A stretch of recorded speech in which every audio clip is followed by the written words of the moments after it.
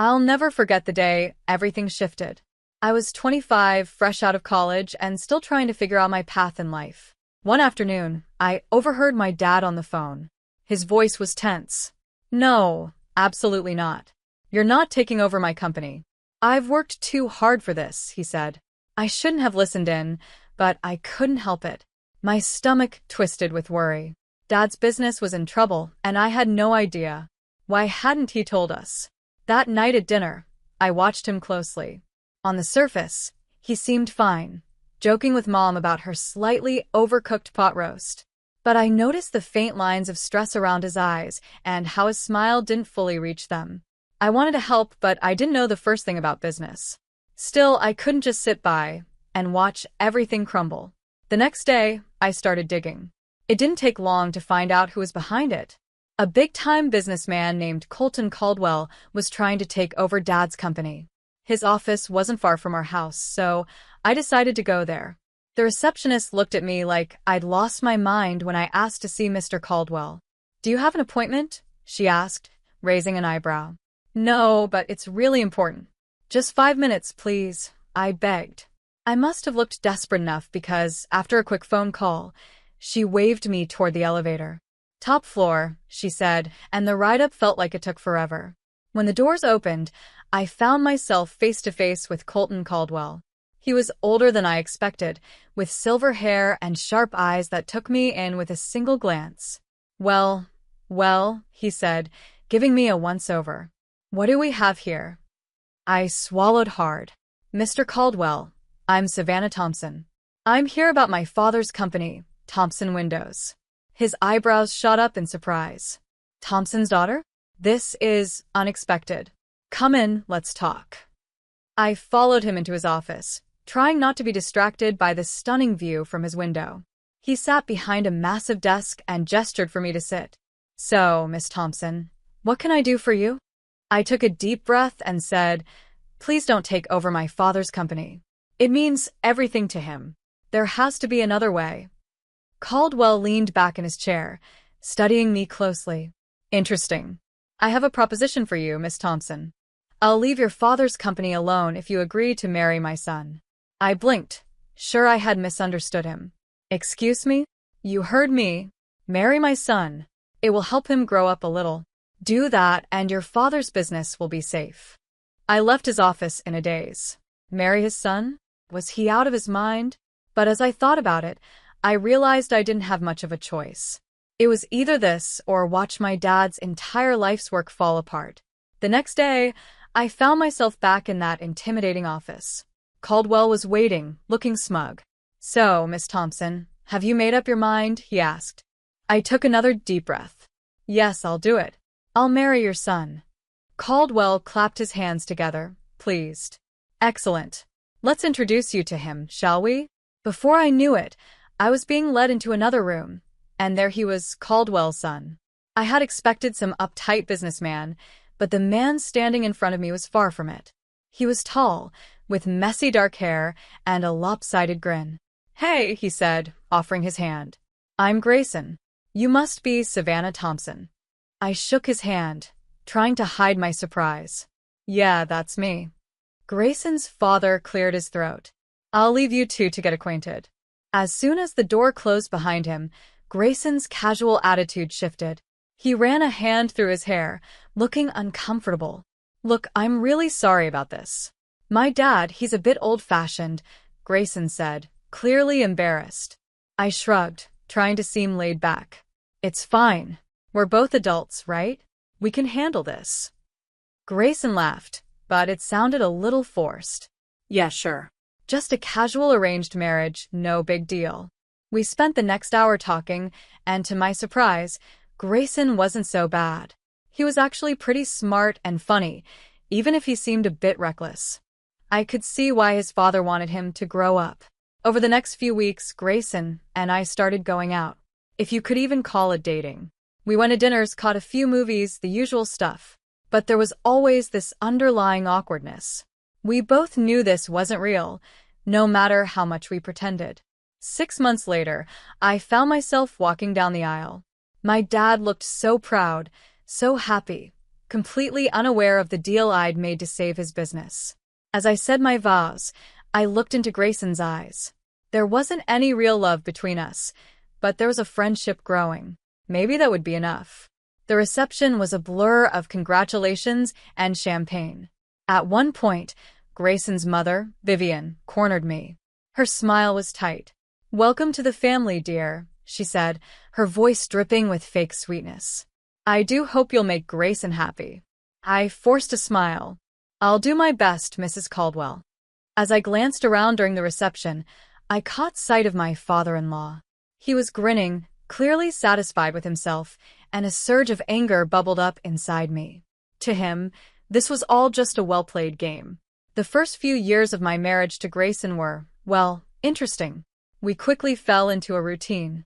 We lived in a beautiful house, courtesy of Grayson's father's wealth, but it felt more like we were two roommates sharing a space rather than a married couple. I tried to be a positive influence on Grayson, and gradually I started seeing small changes in him. He began distancing himself from his wild, party-loving friends and spending more time in the office, working alongside his father. It was clear how proud his father was when Grayson started showing a genuine interest in the family business. Seeing that pride in his father's eyes made me feel like this whole unusual arrangement wasn't completely meaningless. But Grayson's mother, Vivian, was a different story. She never outright criticized me, but her disapproval was obvious. It was in the way she pursed her lips whenever I spoke or the subtle, backhanded compliments she'd throw my way. "Oh, Savannah Thompson, that dress is interesting. So bold of you to wear something like that." I would just grit my teeth and smile politely, forcing a "thank you, Mrs. Caldwell," through my clenched jaw. Even with the tension, I held on to the hope that Grayson and I could eventually grow to love each other. Maybe once we had kids, things would shift, and we'd become a real family. But life had other plans. On a crisp fall afternoon, Grayson and I sat side by side in the doctor's office, an uncomfortable silence hanging between us. The doctor cleared his throat, his voice soft but serious. "I'm sorry," he began. "The tests show that, Mr. Caldwell, you are unable to father children." The news hit me like a punch to the gut. No children. The one thing I thought could help bring Grayson and me closer, the hope of starting a family and making this marriage real, was now out of reach. That night, as I lay awake, I couldn't help but think about my own parents. My dad's business had thrived since my marriage to Grayson. In fact, he'd managed to double his revenue. I was genuinely happy for him, but I couldn't shake the feeling of being adrift. I wanted something more for myself. I wanted to work, to have a purpose beyond just being Grayson's wife. When I brought up the idea of working to Grayson, his reaction was immediate and firm. "Work? Why would you need to work? We have more than enough money." "It's not about the money, Grayson," I explained. "I just want to do something that feels meaningful." He shook his head. "In our circle, wives don't work. They get involved in charity. Why don't you start a foundation or something?" And that's how the Savannah Thompson Caldwell Foundation for Children with Cancer came to be. It wasn't exactly what I'd envisioned for myself, but it gave me a sense of purpose. I threw myself into the work, organizing fundraisers, visiting hospitals, and doing whatever I could to make a difference. Grayson, on the other hand, didn't seem to care much about my new endeavor. In fact, he didn't seem to care about anything I did anymore. We were living in the same house, but our lives had become separate, rarely crossing paths. The years passed, 10 to be exact, and then everything changed again. Grayson's father died suddenly from a heart attack. Just like that, Grayson was thrust into the role of CEO. I tried my best to support him, but I could see the strain of his new responsibilities weighing heavily on him. 2 years later, we received more devastating news. Grayson's mother was diagnosed with cancer. Grayson, ever pragmatic, suggested, "We should move her to a care facility. They'll be able to look after her better than we can." But his mother was as stubborn as ever. "I will die in my own home," she declared, her chin lifted in defiance. So, with my experience from the Cancer Foundation, I took charge of her care. I hired nurses, managed her treatments, and spent hours by her side. Surprisingly, Vivian's attitude toward me began to shift. One day, as I was adjusting her pillows, she reached out and grabbed my hand. "You're a good woman, Savannah Thompson," she said softly. "I'm sorry it took me so long to see it." Tears welled up in my eyes. "Thank you, Mrs. Caldwell," I whispered, touched by her unexpected kindness. 5 years passed since Grayson took over the company, and I wish I could say things got better. But the truth is they didn't. Grayson's behavior started to spiral. He was drinking more, coming home at odd hours, and snapping at me over the smallest things. I felt like I was losing him little by little. One day, I received a call from Grayson's assistant one afternoon. "Mrs. Caldwell, I'm sorry to bother you, but Mr. Caldwell hasn't been to the office in days." "Is everything okay?" she asked. That night, when Grayson finally stumbled home, reeking of alcohol, I confronted him. "Grayson, what's going on? Your assistant called, and you haven't been to work." He let out a bitter laugh. "Work? What's the point? The company's going under anyway. Dear old Dad left me a sinking ship, and I couldn't keep it afloat." I was stunned. I couldn't believe what I was hearing. Years of hard work, gone. And Grayson sounded almost relieved. Desperate to save what was left, I reached out to my father. Even though he was semi-retired, he agreed to step in and help. He offered Grayson a position as his deputy, hoping to mentor him back to success. But Grayson's heart just wasn't in it. He showed up late, left early, and barely put in any effort. I watched in frustration as my father's business started to suffer.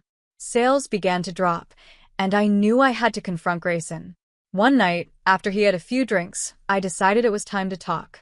"Grayson, we need to discuss work. You're barely showing up, and my father's company is paying the price because of you." His face twisted with anger. "Oh, so it's my fault now? I never wanted any of this, Jules. None of it." "What are you talking about?" I asked, confused.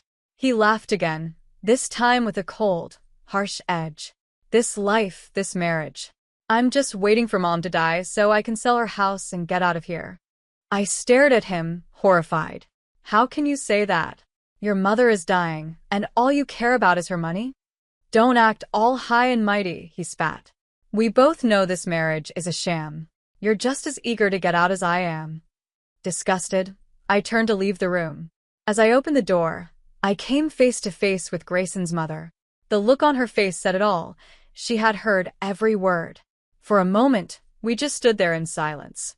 Then, without saying a word, she reached out and gently squeezed my hand.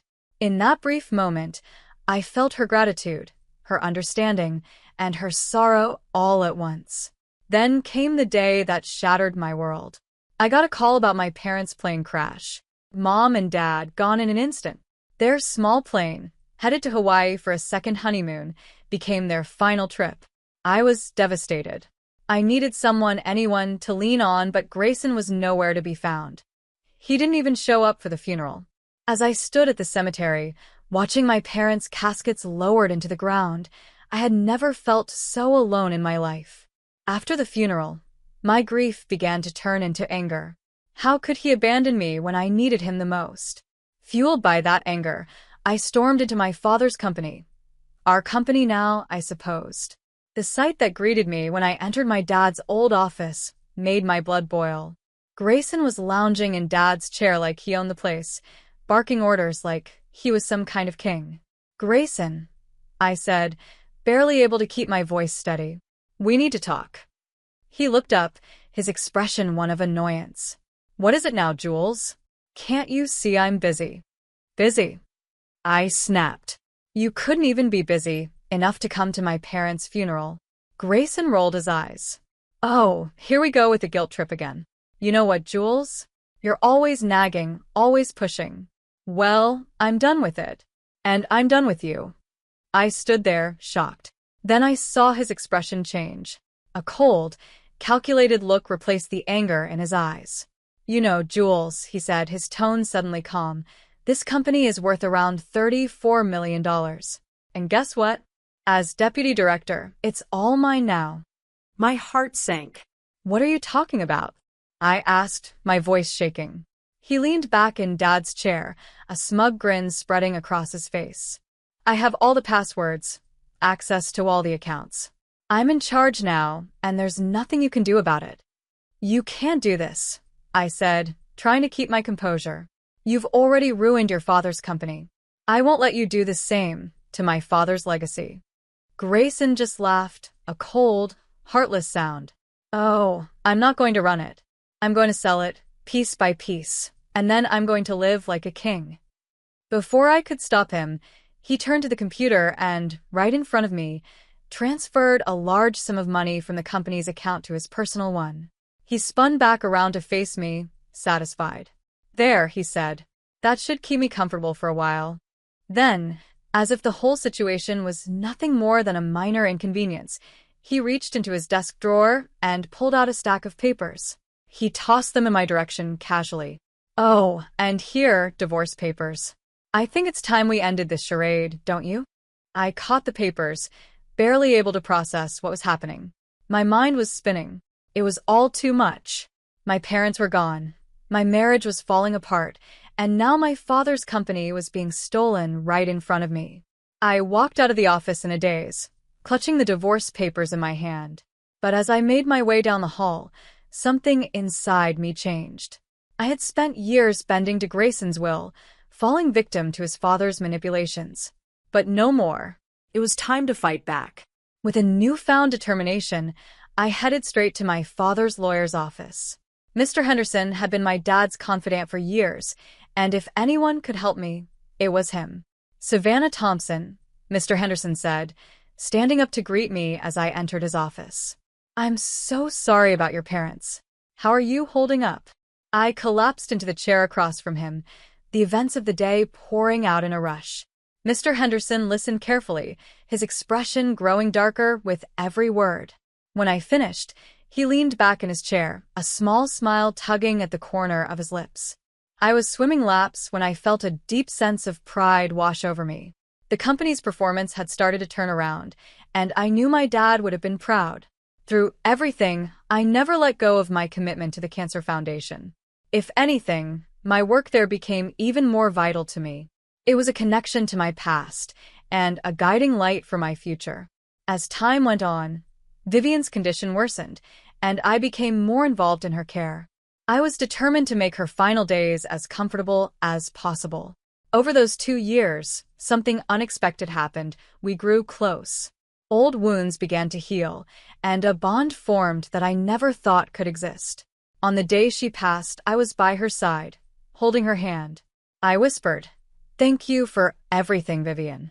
She gave my hand a weak squeeze, her face softening into a small smile before she peacefully slipped away. I took it upon myself to organize her funeral, wanting to make sure everything was exactly as it should be. Grayson didn't bother to show up, and although it wasn't surprising, it still stung to realize how far he had fallen. A few weeks after the funeral, I received a call from Mr. Henderson. "Savannah Thompson, there's something you need to see. Can you come by my office?" When I arrived, I was shocked to see Grayson already there, a young blonde woman clinging to his arm. He smirked at me. "Well, if it isn't the little CEO. Don't worry, I'm just here to collect my inheritance. Mom and I didn't always see eye to eye, but in the end, blood is thicker than water, right?" I bit my tongue, choosing to wait for Mr. Henderson to speak. The lawyer cleared his throat and began to read Vivian's will. As the words filled the room, I watched Grayson's smug smile fade, first into disbelief, then pure rage. "And so, I leave my house and all my savings to Savannah Thompson, with the stipulation that the funds be donated to the Cancer Foundation she so passionately supports."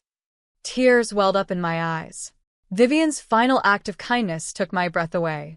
She had given me more than just material wealth. She had offered her support and recognition, validating the woman I had become. Grayson, on the other hand, exploded in a fit of anger. "This is outrageous. She manipulated Mom. She's a fraud, a gold digger. She's ruined my life, and now she's stealing my inheritance." His girlfriend, looking stunned, slowly backed away from him. "You told me we'd be set for life with this money. I'm out of here," she said, before storming out of the room, leaving Grayson sputtering and red-faced. As I walked out of the office, Grayson's angry rants faded into the background. I felt lighter, free. Vivian's gift wasn't just about the money. It was about the trust and recognition she had bestowed upon me. She had truly seen me for who I was and found me worthy.